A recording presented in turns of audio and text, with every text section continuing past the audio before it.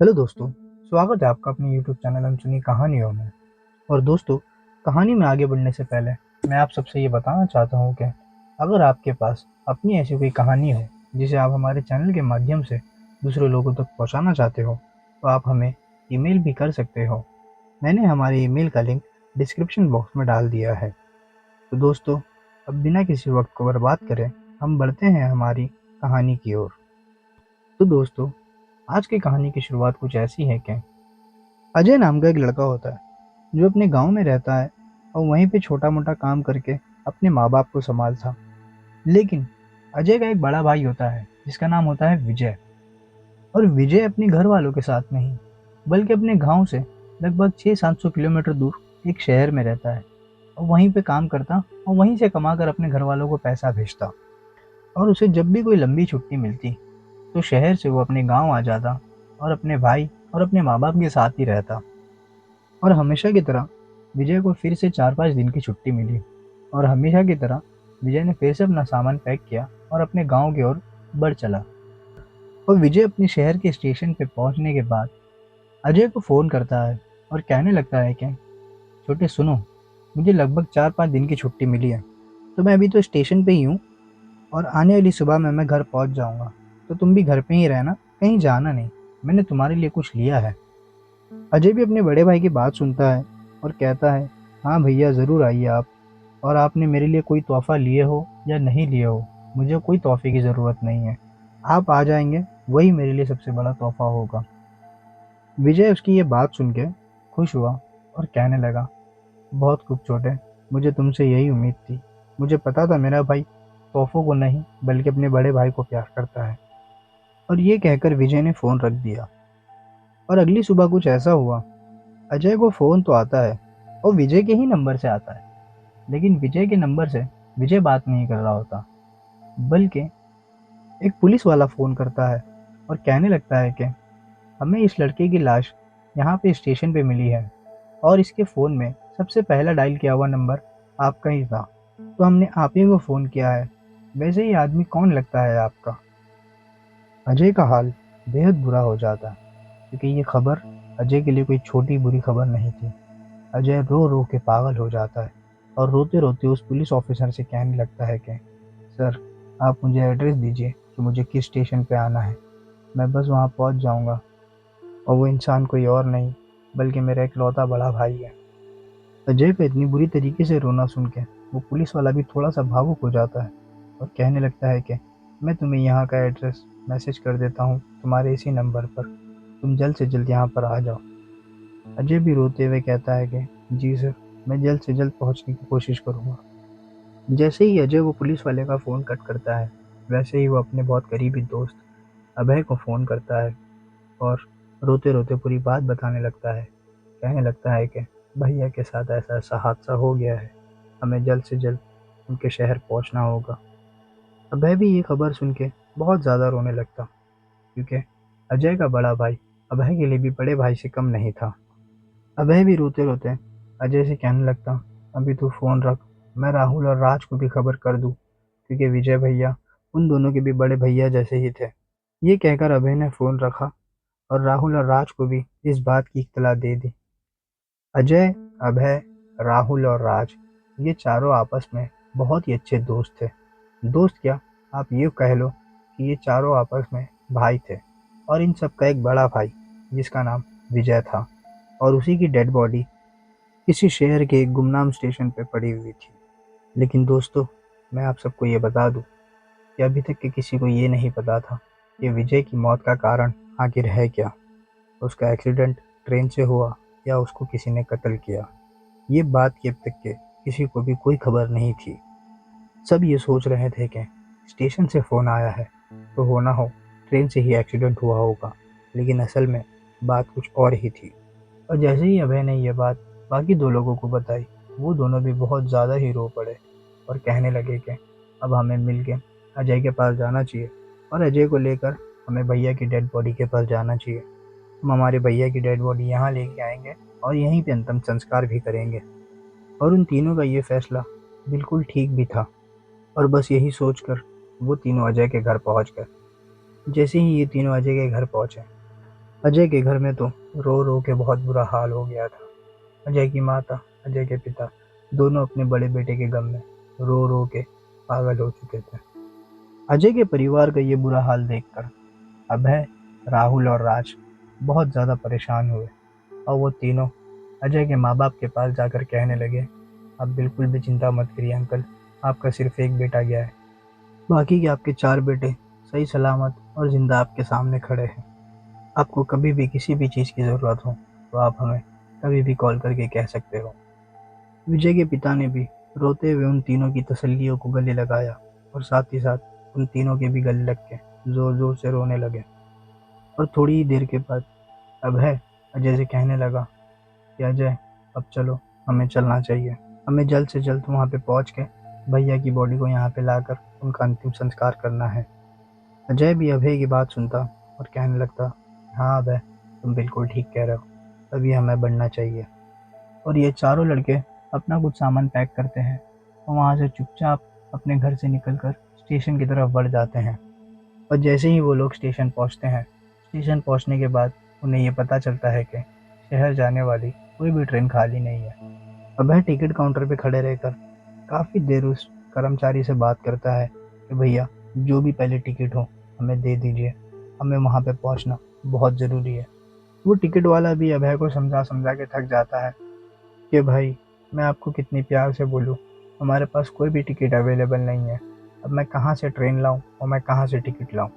आपको अगर कहीं और से जाना हो तो वहाँ से चले जाइए, यहाँ पे तो कोई भी टिकट खाली नहीं है। अब ये लोग पहले से अपने इतने गम में हैं और ऊपर से इनको कोई ट्रेन भी नहीं मिल रही शहर की तरफ जाने वाली। अब ये लोग परेशान हाल में उसी स्टेशन पे खड़े रहते हैं और सोचने लगते हैं कि अब क्या करें। इतने में एक बहुत अजीब सी शक्ल का कूली इनके सामने आकर खड़ा हो जाता है। उसकी शक्ल इतनी अजीब होती है कि आम आदमी तो देख के डर जाए, और वो अजीब सी शक्ल का कूली इनकी तरफ ही देखते रहता है। ये चारों उसको देखते हैं और थोड़ा सा डर जाते हैं। डरते डरते में भी अभय थोड़ी सी हिम्मत करता है और वो कूली से पूछता है कि क्या हो गया भैया, आप हमें क्यों देख रहे हो? वो कूली उसे कहता है कि तुम्हें शहर की तरफ जाना है ना, मेरे पास चार टिकटें हैं जो तुम्हें काम आ सकती है, और ये उसी ट्रेन की है जो अभी थोड़ी ही देर में शहर के लिए रवाना होने वाली है। उस कूली की यह बात अभय को थोड़ा सा चौंका देती है कि ये कैसे मुमकिन है। पूरी ट्रेन फुल है और उसके पास चार टिकट है और हम जाने वाले भी चार ही हैं। इसे कैसे पता कि हमें चार टिकट की ही ज़रूरत है, और इसे ये कैसे पता कि हमें शहर की तरफ ही जाना है? अभय ये सब सोच ही रहा था कि अगले ही पल राज बीच में आ पड़ा और अभय से कहने लगा कि अभय, एक काम कर, जल्दी से इस कूली से टिकट ले ले, नहीं तो ये किसी और को बेच देगा। इन लोगों का कोई ठिकाना भी नहीं होता, फिर हम बाद में क्या करेंगे, कैसे टिकट लेंगे? अभी मिल रही है तो जल्द से जल्द टिकट ले ले। अभय अभी तक बात पूरी तरीके से समझ ही नहीं पाया था, लेकिन राज के कहने पे उसने उस कूली से बात की और वो चारों टिकट अपने हाथ में ले ली। और जैसे ही उसने अपने बट्टे के लिए अपना हाथ अपने पीछे पॉकेट में डाला, वैसे ही वो कूली उसके सामने से चलना बना। अभय उसे चिल्ला चिल्ला के कहने लगा, अरे ओ भैया, आपके पैसे तो ले लो। लेकिन वो कूली ने एक बार भी पलट के नहीं देखा। ये मामला उन लोगों के लिए काफ़ी अजीब था, लेकिन दूसरी तरफ उन्हें इस बात की भी घाई थी कि कैसे भी करके शहर जाना है और भाई की डेड बॉडी को अपने गांव में लाना है। अब इन लोगों ने उस बात को नज़रअंदाज किया और ट्रेन की तरफ बढ़ चले। अब जैसे ही ये लोग ट्रेन की तरफ बढ़ने लगते, इतने में राहुल इन लोगों से कहता, दोस्तों, तुम लोग आगे की तरफ बढ़ो, जब तक मैं रास्ते में खाने के लिए कुछ ले लूँ। राहुल की ये बात सुन के बाकी के तीन लोग ट्रेन की तरफ बढ़ चले और राहुल स्टेशन पे ही एक दुकान पर रुक गया। और अब ये तीनों ट्रेन के अंदर पहुंचकर राहुल का इंतज़ार करने लगे। अब ये तीन दोस्त ट्रेन के अंदर बैठ के राहुल का इंतज़ार करने लगे और तीनों अपने गम में बहुत ज़्यादा डूबे हुए थे। ये लोग अपने गम में हल्के हल्के आंसुओं से रो ही रहे थे कि अगले ही पल एक भिखारन अचानक ट्रेन की खिड़की के पास आके इनके सामने खड़े हो जाती है और बहुत ही डरावनी शक्ल बना के कहती है कि कुछ दे दे, दुआ लगेगी। ये लोग अपने टेंशन में होते हैं, इन्हें ये गम सताते रहता है कि भरी जवानी में इनका बड़ा भाई चले गया, और इनके सामने अचानक से ये भिखारन दुआओं की बात करके पैसे मांगने लगती है। अजय को उस भिखारन को देख के गुस्सा तो बहुत आता है, लेकिन वो उसे कुछ कहता नहीं। अभय उस भिखारन को 20 रुपए देने की कोशिश करता है और कहता है कि ये लो माजी, और आप जाओ यहाँ से। और जैसे ही अभय उस भिखारन को 20 रुपए की नोट थमाने लगता है, वो भिखारन भी बिल्कुल उसी कूली के जैसे खिड़की के सामने से आगे बढ़ जाती है। अब इन तीनों को ऐसा लगता है कि ये भिखारन तो यहाँ से चले गई, जब इसे पैसे चाहिए ही नहीं थे तो ये हमारे पास आई क्यों।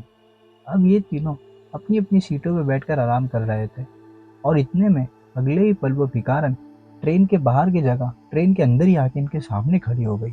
और ये तीनों बहुत ही बुरी तरीके से डर गए, और अंदर आकर वो भिखारन उन तीनों से कहने लगी, जहाँ से आए हो वहीं लौट जाओ।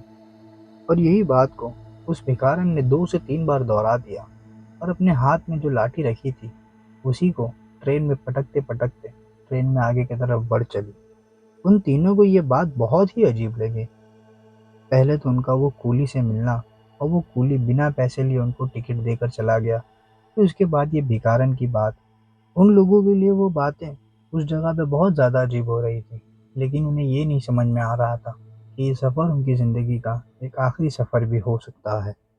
अब ये तीनों उस भिखारन को लेकर के कुछ बात कर ही रहे थे कि उसी बात के बीच अभय के मन में ख्याल आया कि यार, राहुल काफ़ी देर से कुछ खाने के लिए लेने गया था, वो अब तक आया क्यों नहीं। और अभय ने अजय से कहा, एक काम कर, राहुल को कॉल लगा और पूछ वो कहाँ है। अजय ने भी अभय के कहने पे राहुल को कॉल की और पूछने लगा कि तू कहाँ है, अब तक के पहुंचा क्यों नहीं। राहुल ने भी अजय को तसल्ली देते हुए कहा कि हाँ हाँ आ गया, वो दुकान वाले के पास छुट्टा नहीं मिल रहा था, इसके लिए थोड़ा सा टाइम हो गया, चलो मैं आ रहा हूँ। ये कहकर उसने फ़ोन रख दिया और वो घाई घाई में ट्रेन की तरफ भागने लगा। और भागते भागते जैसे ही वो उस ट्रेन के दरवाजे पे पहुंचा, वैसे ही सामने से भी एक व्यक्ति भागते हुए आ रहा था, और अचानक राहुल की उस व्यक्ति से टक्कर हो गई और वो दोनों जमीन पे गिर पड़े। उन दोनों ने एक दूसरे से माफिया मांगी, और राहुल अपना सामान लेकर फिर से खड़ा हुआ और ट्रेन में अंदर घुसने लगा। लेकिन जब वो खड़ा होकर दरवाजे से अंदर घुसने लगा, तो उसकी नज़र उस ट्रेन के ऊपर लगी हुई चार्ट पे पड़ी। और उस चार्ट पे कुछ खास नहीं, बल्कि उन पैसेंजर्स के नाम लिखे होते हैं जो लोग उस ट्रेन में सफ़र करने वाले होते हैं। लेकिन जैसे ही राहुल ने उस चार्ट की तरफ देखा, उसके होश उड़ गए, क्योंकि ऐसा मुमकिन ही नहीं हो सकता जो चीज़ राहुल ने देखी। राहुल ने उस चार्ट में सबसे ऊपर 4 नाम जो देखे, वो उसके और उसके बाकी के 3 दोस्तों के थे। और जैसे ही राहुल ट्रेन के अंदर घुस गया, वैसे ही उसने बाकी के 3 लोगों को ये बात बताई कि यार, मैंने ट्रेन के बाहर जो चार्ट देखा है उसके अंदर सबसे ऊपर हम चारों का ही नाम है। अब ये बात उन चारों को और ज़्यादा परेशान करने लगी। ये कैसे मुमकिन है, जब हमने हमारी टिकट निकाली नहीं, हमने तो चलते फिरते कूली से टिकट खरीद ली, तो ये कैसे मुमकिन है कि हमारे नाम पहले से इस चार्ट में मौजूद हो। अब ये चारों उस बारे में सोच विचार कर ही रहे थे कि बीच में से राज फिर से बोल पड़ा और कहने लगा, अरे यार, ये सब छोड़ो, ऐसा भी हो सकता है कि हमारे नाम के और भी 4 लोग हों, और वो भी 4 आपस में दोस्त हों। ज़रूरी नहीं दुनिया में हम ही सिर्फ एक नाम के साथ है, और भी लोग हो सकते हैं। इस बात पे सोचना बिल्कुल हमारा टाइम ख़राब करने वाली बात है। और इस बेवकूफ़ ने देखो, खाली खाने के लिए चीज़ें लाया, पानी की बोतल नहीं लाया। ये कहकर वो राहुल को चिल्लाने लगा। राहुल ने भी सामान की ओर जब ध्यान से देखा, तो वो कहने लगा, अरे हाँ यार, मैंने तो पानी की बोतल लाया ही नहीं, चलो रुको, मैं बस गया और आया। राज उसे कहने लगा, नहीं नहीं भाई, तू रहने दे, मैं खुद जाता हूँ और मैं लेके आता हूँ। तू जाएगा तो फिर और 2 घंटे बाद आएगा, मैं बस गया और मैं आया। ये कह कर के राज ट्रेन से उतर गया। जैसे ही राज ट्रेन से उतरा, वो भागते हुए कैंटीन की तरफ जाने लगा, और वो भागते भागते अपनी बुगी से थोड़ा सा दूर आ गया। राज को ये अच्छे से पता था कि वो जैसे ही डब्बे से निकलेगा, सीधे हाथ पे थोड़े ही आगे एक कैंटीन है, लेकिन उसको वो कैंटीन मिल ही नहीं रही थी। और सिर्फ यही नहीं, वहाँ पे कैंटीन के अलावा जो और लोग थे वो भी अचानक से गायब हो गए। अब राज के अलावा उस प्लेटफॉर्म पे कोई नहीं दिख रहा था। अब राज परेशान हो रहा था कि यहीं पे कैंटीन थी, यहीं पानी मिल रहा था, अचानक ये लोग और ये कैंटीन कहाँ चले गई। अब राज कैंटीन की तलाश में पूरे प्लेटफॉर्म पे यहाँ वहाँ देख रहा था कि अगले ही पल राज को एक पायल चमकने की आवाज़ आई, जैसे किसी ने पैर पटक के पायल बजाई हो। और राज ने जैसे ही वो पायल की आवाज़ सुनी, उसे ऐसा लगा कि यहाँ से कोई गुजर रहा है शायद। अगर मैं उसे देख लूँ तो मैं उसे पूछ सकूँ कि यहाँ पे पानी कहाँ मिलेगा। अब राज वो पायल की आवाज़ को गौर से सुनने की कोशिश करने लगा कि ये आवाज़ आ कहाँ से रही है। जैसे ही उसने थोड़ा ध्यान लगा के सुनने की कोशिश की, उसे पता ये चला कि ये आवाज़ सामने वाली सीढ़ी की तरफ से आ रही है। और जैसे ही उसे ये बात कंफर्म हो गई कि ये आवाज़ सीढ़ी की तरफ से आ रही है, राज उस सीढ़ी की तरफ बढ़ चला। अब जैसे ही राज सीढ़ी की तरफ पहुंचता है, उसे एक लाल जोड़े में खड़ी हुई दुल्हन दिखती है, मानो वो अपनी शादी से या तो आ रही हो या तो अपनी शादी में जा रही हो। राज को ये देखकर बहुत अजीब लगा कि ये दुल्हन इतनी रात में ये प्लेटफॉर्म पे कर क्या रही है, और भी पूरा प्लेटफॉर्म खाली पड़ा हुआ है, खाली यही यहाँ पे है। उसने ये कोशिश की कि ये दुल्हन से जाके बात की जाए कि आप यहाँ पे क्या कर रही हो, और इसी से मैं पूछ भी लूँगा कि यहाँ पे पानी कहाँ मिलेगा। अब जैसे ही राज ये सोच के अपने कदम उसकी तरफ बढ़ाता है, वैसे ही वो दुल्हन उससे थोड़ी और दूर होती जाती है। अब वो उसको पीछे से आवाज़ देता है, लेकिन वो उसकी सुनती नहीं है, और वो और तेज़ी से आगे बढ़ने लगती है। और आगे बढ़ते बढ़ते वो दुल्हन अचानक से राज की नज़रों के सामने से गायब हो जाती है। ये बात राज को थोड़ी सी चुभने लगती है कि अचानक ये लड़की मेरी आंखों के सामने से गायब कहाँ हो गई। मैं तो उसको देख ही रहा था, ये तो देखते देखते ही गायब हो गई। अब राज के दिल में डर ने अपना घर बना लिया था। अब राज को ऐसा लग रहा था कि भाड़ में गया पानी और भाड़ में गई वो लड़की। अब मैं कैसे भी करके मैं मेरे दोस्तों के पास पहुंच जाऊं। अब वो पीछे मुड़ के प्लेटफॉर्म की तरफ देखता, तो पूरा प्लेटफॉर्म भी उसे खाली दिखता, और उसके दोस्त लोग भी काफ़ी आगे वाले डब्बे में बैठे हुए थे। अब उसका उस तरफ पहुंचना और मुश्किल हो रहा था, क्योंकि राज पहले से इतना उस प्लेटफॉर्म पर भाग चुका था। अब उसके सीने में सांस बहुत ज़्यादा चढ़ रही थी, और ऊपर से वो लड़की उसे और ज़्यादा परेशान कर रही थी। अब राज कोने में खड़े रह के ये सोच रहा था, अब जैसे ही मेरी सांस भर जाए, मैं फिर प्लेटफॉर्म से ट्रेन की तरफ बढ़ूंगा और अपने दोस्तों के पास चला जाऊंगा। पानी में कोई अगले स्टेशन पे ले लूँगा। राज बस ये सोच के आगे बढ़ ही रहा था कि इतने में वो दुल्हन उसे फिर से दिखाई दी, और इस बार उसे सिर्फ वो दिखाई नहीं दी, बल्कि उसने अपनी तरफ आने का इशारा भी किया। जैसे ही उसने इशारा किया, राज के मन में थोड़ा सा एक रहम आया कि शायद वो कोई परेशानी में है, तभी एक लड़का देखकर पुकार रही है। राज उसकी तरफ बढ़ चला, और जैसे ही वो उसके पास गया, वो उससे पूछने लगा, कहो मैडम, क्या बात है, आप इतनी रात में दुल्हन के जोड़े में यहाँ पे क्या कर रही हो। उस दुल्हन ने भी कुछ कहा नहीं, बस अपनी मुंडी नीचे से ऊपर उठाई, और अपने सर से घूंघट उठा के जैसे ही उसने राज को देखा, वैसे ही मानो राज की सांस गले में अटक गई हो। राज एकदम से चौंक गया और उसे कहने लगा, नीतू, तुम यहाँ पे क्या कर रही हो। और एकदम से हड़बड़ा गया। उसे ये समझ में आ गया कि अब उसकी मौत यहाँ पे पक्की है। अब वो नीतू से कुछ और कहता, उससे पहले नीतू ने ही अपने हाथ का पंजा उठाकर उसके सीने में घुसा दिया, और उसके सीने से दिल निकालकर वहीं पे बैठ के खाने लगी।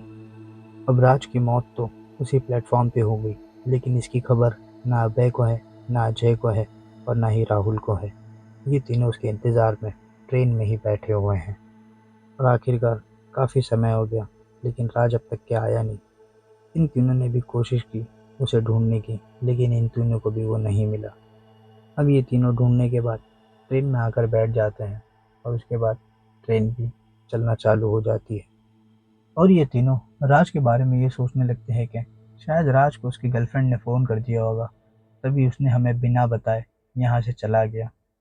अब ये तीनों अपने सफ़र में आगे बढ़ रहे थे कि अगले ही पल वो भिखारन फिर से अपनी लाठी पटकते पटकते इनके सामने आ गई, और कहने लगी, क्या हो गया, एक चला गया और तीन जाने के बाकी हो अभी। मैं तुमसे अभी भी कह रही हूँ, जहाँ से आए हो वहाँ पे लौट जाओ। अब उस भिखारन की यह बात अभय को बहुत ज़्यादा गुस्सा दिला दी, और उसने उठ के उस भिखारन से झगड़ा करना शुरू कर दिया, और बहुत सी बातें उस भिखारन से कहने लगा। उस भिखारन ने भी अभय की बात को इस तरीके से नज़रअंदाज किया कि मानो वो बहरी हो। उस भिखारन की बस सिंपल सी एक बात थी, उसे बस अपनी बात कहनी थी और वहाँ से जाना था। ऐसा लग रहा था कि उसका बस यही मकसद है कि लोगों को आगाह करते रहना, उसके अलावा उसका कोई काम नहीं था। अब उस भिखारन के साथ साथ ट्रेन भी अपनी जगह से तेज़ी से चलने लगी। अब वो ट्रेन अपनी रफ्तार से अपना काम करती, और जो उसके अंदर जो पैसेंजर बैठे हुए थे, जैसे जैसे उनकी मंजिल आती वैसे वैसे वो लोग उतरते जाते हैं। अब उस ट्रेन के अंदर जितनी भीड़ थी, वो ट्रेन का सफ़र ख़त्म होने से पहले ही, या यूँ बोलूँ कि आधे ही सफ़र में, वो ट्रेन की आधे से ज़्यादा भीड़ कम हो गई। और ये तीन दोस्त भी अपनी अपनी सीट पकड़कर सो रहे थे, क्योंकि इन्हें पता था हमें तो अभी सुबह ही उतरना है। और थोड़ी ही देर में राहुल भी अपनी नींद से उठा और वॉशरूम जाने के लिए अपनी चप्पलें पहनने लगा। अब ट्रेन के उस डब्बे में भीड़ पहले से बहुत ज़्यादा कम हो गई थी। राहुल भी सीधा सीधा वॉशरूम की तरफ बढ़ चला। अब राहुल वॉशरूम की तरफ जाकर वॉशरूम यूज़ करता है, और जब वॉशरूम से वो वापस आता है तो वो नीचे मुंडी कर कर आँख मसलते हुए अपनी सीट की तरफ आने की कोशिश करता है। और आँख मसलते मसलते राहुल नीचे ये देखता है कि सीट के नीचे से किसी का हाथ निकला हुआ है। और राहुल के लिए ये चीज़ थोड़ी सी अजीब थी, क्योंकि ट्रेन तो आधी से ज़्यादा खाली हो चुकी थी। तो ऐसा कौन व्यक्ति होगा जो सीट के नीचे सो रहा होगा। तो राहुल ने सोचा क्यों ना इस व्यक्ति को उठाया जाए और इसे उठाकर इस सीट पर सुलाया जाए। जैसे ही राहुल इस ख्याल के साथ नीचे झुकता है उस व्यक्ति को उठाने के लिए, वैसे ही वो ये देखता है कि वो व्यक्ति कोई और नहीं बल्कि वो राज है, जिसका सीना पूरा खुला हुआ है और उसके पूरे जिस्म में खून ही खून भरा हुआ है। राहुल के लिए ये चीज़ दिल दहला देने वाली थी। राहुल ने मान लो राज की नहीं, खुद की मौत देख ली हो। अब राहुल ने राज की लाश को वहीं छोड़ा और भागते हुए अपने बाकी दो दोस्तों के पास गया और उनको नींद में से उठाया और रो रो के कहने लगा कि मैंने राज को देखा है, मैंने राज को देखा है। अभय और अजय भी हड़बड़ा कर उठे और राहुल से पूछने लगे, क्या हो गया, तुमने कहाँ देखा है, क्यों इतना रो रहे हो और क्यों इतना हड़बड़ा रहे हो। पहले अपने आंसू पोंछो और तसल्ली से बताओ क्या हुआ है और राज को कहाँ देखा है। तो राहुल रोते हुए कहने लगा, राज उस सीट के नीचे मरा हुआ पड़ा है। ये बात इन दोनों को भी हजम नहीं हुई, क्योंकि इन्हें तो ये लग रहा था कि राज को उसकी गर्लफ्रेंड ने बुला लिया और वह हमें छोड़ के यहाँ से चला गया। और दूसरी बात, वो लोग ये सोच रहे थे कि ऐसा कौन है जो राज को कत्ल करेगा, कौन है जो हमारा दुश्मन हो सकता है। इन सारी बातों को दिमाग में रखते हुए अजय ने राहुल से कहा, चल बता कहाँ है उसकी लाश, हमें भी दिखा। अब ये दोनों राहुल को लेकर उस सीट की तरफ बढ़ चले जिस सीट के नीचे राज की लाश पड़ी थी। लेकिन जब ये दोनों वहां पर पहुंचे तो वहां पे कोई लाश नहीं पड़ी थी, बल्कि वो सीट पूरी तरह से खाली थी, ऊपर भी और नीचे भी। उस खाली जगह को देखकर अभय राहुल से कहने लगा, अरे भाई, तू अभी नींद में लग रहा है, तूने कोई बुरा सपना देखा होगा, तू चल और सो जा। ऐसी कोई बात नहीं है, राज होगा अपने घर पे कहीं या अपनी गर्लफ्रेंड के साथ, ये फिजूल के ख्याल अपने मन में मत ला, चल अभी चल सोते हैं। ये कहकर वो तीनों अपनी अपनी सीट पर बढ़ चले। लेकिन अभय और अजय को ये नहीं पता था कि राहुल ने सही में राज को मरा हुआ एक सीट के नीचे देखा है। उन्हें बस यही लग रहा था कि इसने कोई बुरा ख्वाब देखा है जिससे ये डर गया है। और जब ये दोनों राहुल से कह रहे थे कि चल, तूने कोई बुरा ख्वाब देखा होगा, चल अब जाते हैं सोते हैं, तब तक कि ही वो चुड़ैल जिसने राज का कत्ल प्लेटफॉर्म पे किया, वही चुड़ैल उसके आंग में हावी हो चुकी थी। अब राहुल राहुल नहीं बल्कि उसके शरीर में एक चुड़ैल थी। अब वो चुड़ैल राहुल के शरीर में पूरी तरह से समा चुकी थी और वो चुड़ैल ही इन दोनों के साथ जाकर वो सीट पे सो रही थी। और अगली ही थोड़ी देर में राहुल अपनी सीट से फिर से नींद में उठता है और फिर से वॉशरूम की तरफ बढ़ने लगता है। राहुल को उठता देख अभय भी अपनी नींद से उठ जाता है और वो उसके पीछे पीछे जाने लगता है। अब वो इस ख्याल से चलता है कि क्या पता अब ये क्या बुरा सपना देख के उस तरफ जा रहा है, ये फिर से डर जाएगा और डर के मारे फिर से हमारी नींद खराब करेगा।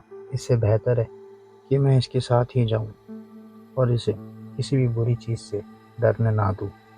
अब अभय इन ख्यालों के साथ राहुल के पीछे पीछे चलता है, लेकिन राहुल वॉशरूम में नहीं जाता, बल्कि वो ट्रेन के दरवाजे के पास बाहर की तरफ मुंडी करके खड़ा हो जाता है।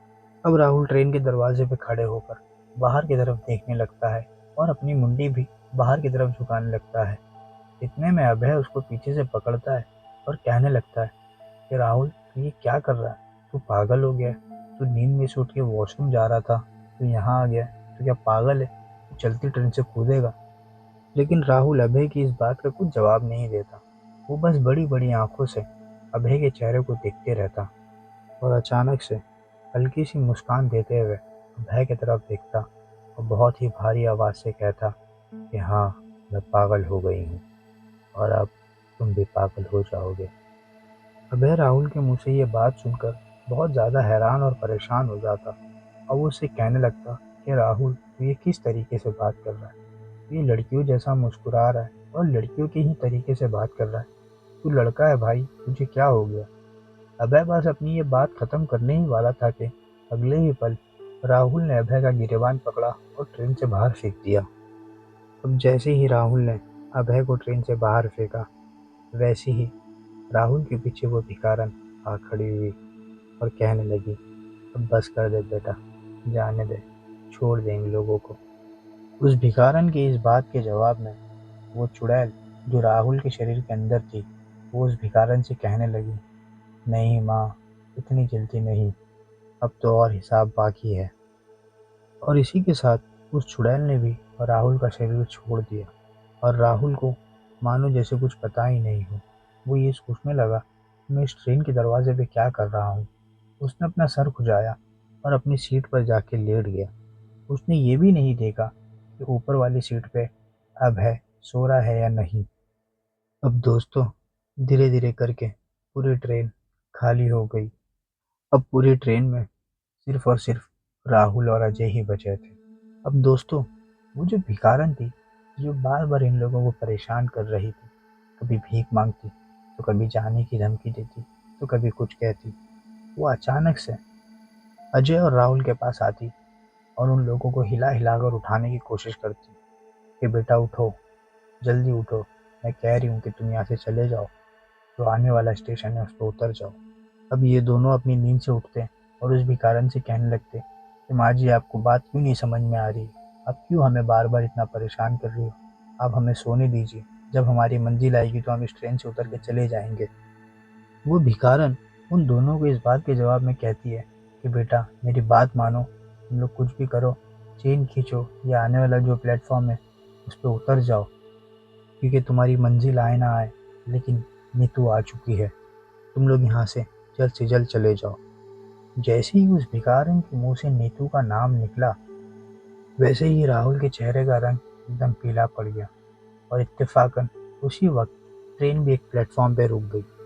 जैसे ही ट्रेन प्लेटफॉर्म पे रुकी, राहुल ने बिना किसी को कुछ बोले वहां से उठा और ट्रेन से उतरकर सीधा प्लेटफॉर्म से बाहर की तरफ भागने लगा। राहुल को भागता देख अजय भी उसके पीछे पीछे भागने लगा और उसको पकड़कर पूछने लगा, क्या हो गया राहुल, क्यों ऐसे भाग रहा है, क्यों ऐसी हरकतें कर रहा है, और ये नीतू कौन है, क्यों परेशान हो रहा है? चल जल्दी, हमें ट्रेन पकड़नी है, तो ट्रेन यहाँ से भी निकल जाएगी और हम यहाँ पे अटक जाएंगे।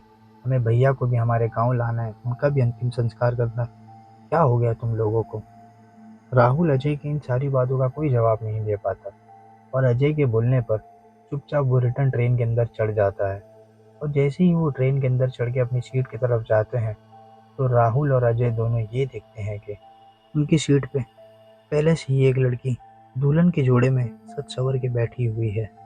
ये देखकर दोनों चौंक जाते हैं कि पूरी बोगी खाली है और ये लड़की अचानक यहाँ पे कहाँ से आई, और वो भी दुल्हन के जोड़े में। और जैसे ही वो लड़की को देखते हुए अजय उससे पूछता है कि बहन सुनो, यहाँ पे आप क्या कर रही हो? वैसे ही वो लड़की अपनी नज़रें उठाती है और वो दोनों को देखती है। जैसे ही वो नज़रें उठा के दोनों को देखती है, उसका चेहरा पूरी तरह से खराब हो चुका था। उसके माथे पे खून, उसके चेहरे पे एक सफ़ेदी और उसकी आंखें गुस्से में लाल।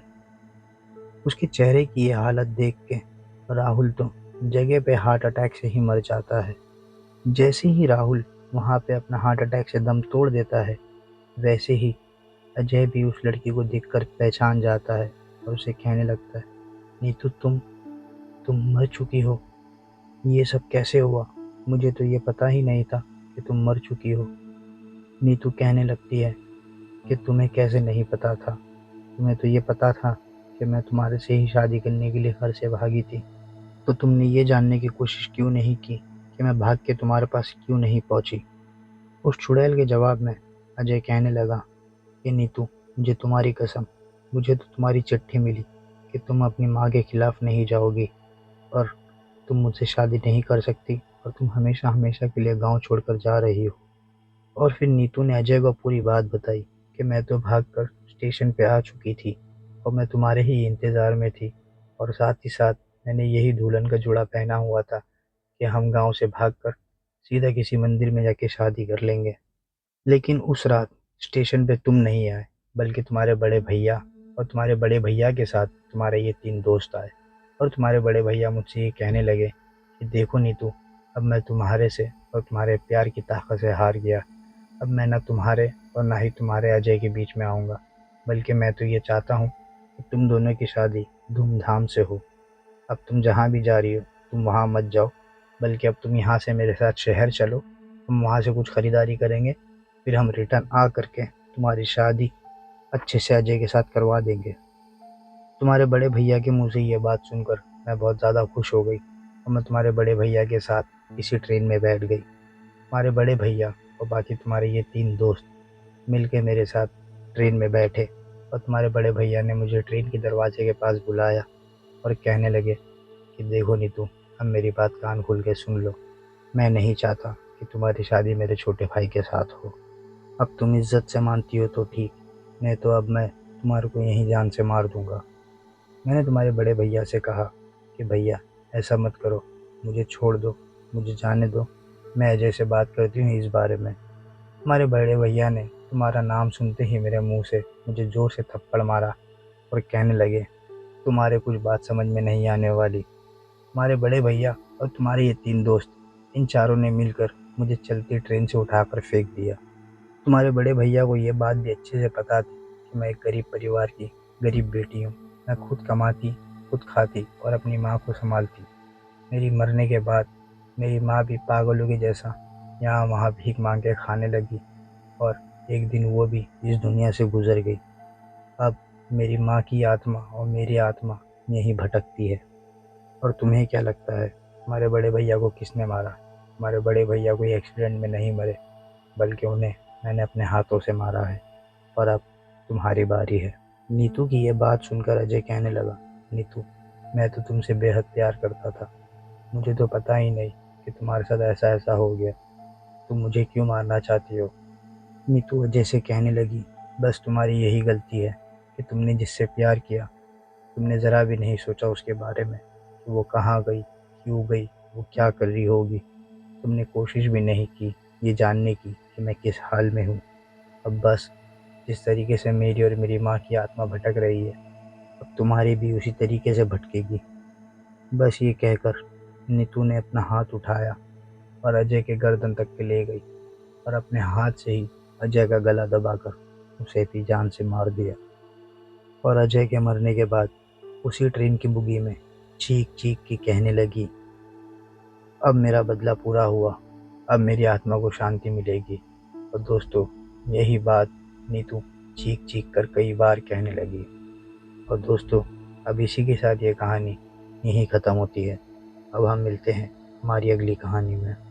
और दोस्तों, अगर आपको हमारी ये कहानी पसंद आई हो तो हमारे चैनल को सब्सक्राइब करना ना भूलें। साथ ही साथ इस कहानी को लाइक करना भी ना भूलें। और अगर आपके मन में कोई अपनी राय इस कहानी को लेकर है तो आप हमें कमेंट सेक्शन में ज़रूर बताएं।